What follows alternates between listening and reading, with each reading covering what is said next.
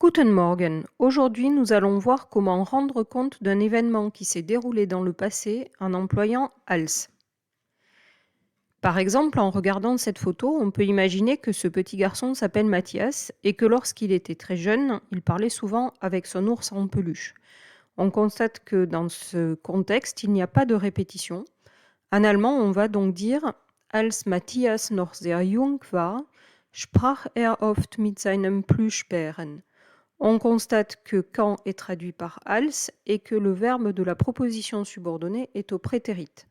De même, le verbe de la proposition principale, sprach, est également au prétérit. Lorsqu'on veut exprimer un fait unique, donc non répété, on va traduire le quand ou lorsque français par la conjonction de subordination allemande als. On emploie le prétérit dans cette proposition subordonnée et on ne fait pas attention à la durée de ce fait. Il faut juste considérer que ce fait ne se répète pas. Als ich jung war a une durée certaine, alors que als ich zum ersten Mal in die Schule ging est un fait véritablement bref. De même, cette proposition subordonnée est souvent en début de phrase. On met l'accent sur cet événement.